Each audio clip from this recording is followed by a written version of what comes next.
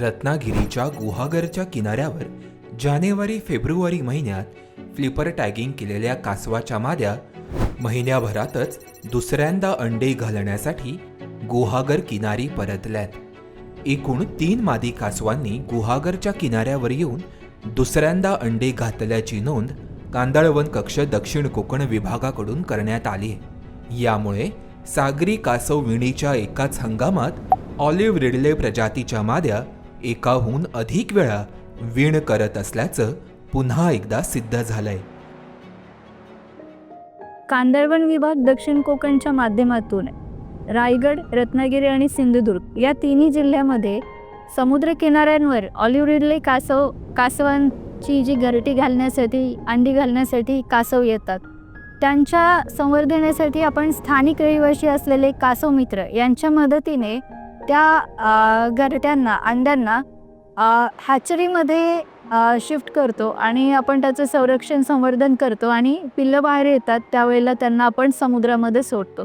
रायगडमधील 4, रत्नागिरीतील 23 आणि सिंधुदुर्गमधील 30 किनाऱ्यांवर ऑलिव्ह रिडले प्रजातीच्या माद्या अंडी घालण्यासाठी येतात.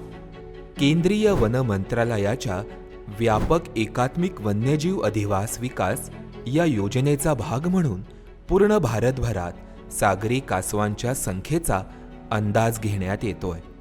राष्ट्रीय सागरी कासव कृती आराखड्यातील तरतुदींनुसार WII मार्फत भारतीय किनारपट्टीवर सागरी कासवांची गणना करण्यात येते.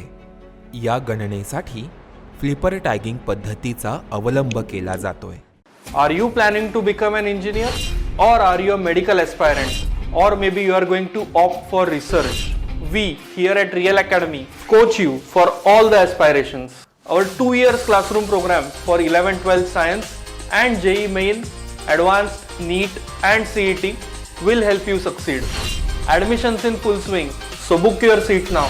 Call on the given number for details or visit any of our nearest branch because we make your career goals easy to achieve. WII आणि कांदळवन कक्षाकडून कोकण किनारपट्टीवर सागरी कासवांचं फ्लिपर टॅगिंग पार पडलं. म्हणजेच किनाऱ्यावर अंडे घालण्यासाठी आलेल्या मादी कासवांनी अंडी घातल्यानंतर त्यांच्या परांवर सांकेतिक क्रमांक असलेली धातूची पट्टी बसवून त्यांना समुद्रात सोडण्यात आलं.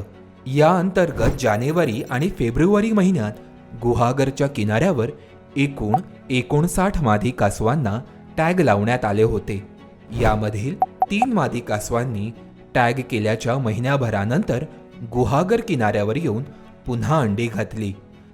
मादी कासव ज्यावेळेला अंडी घालत असते त्यावेळेला खरं तर हे तिला टॅग लावले जातात, कारण अंडी घालत असताना ही मादी थोडीशी बेशुद्ध अवस्थेत असते. अशा वेळेला तिला जे टॅग केलं जातं ते त्यावेळेला तिला जाणवत नाही. जसं आपण कान टोचतो त्यावेळेला आपल्याला जाणीव होते थोडीशी की काहीतरी आपल्या शरीराला लागलेलं आहे किंवा टोचलेलं आहे.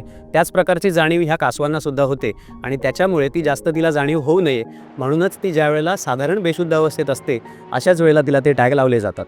यापूर्वी आंजर्ले किनाऱ्यावर सॅटेलाइट टॅग केलेल्या सावनी या मादी कासवाने केळशी किनाऱ्यावर येऊन अंडी घातली होती.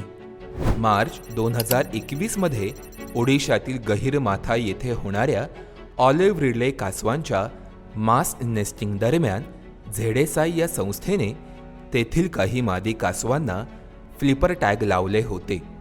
यामधील एक मादी कासव 27 जानेवारी 2025 रोजी गुहागरच्या किनाऱ्यावर अंडी घालण्यासाठी आल्याची नोंद बीच मॅनेजरनी केली.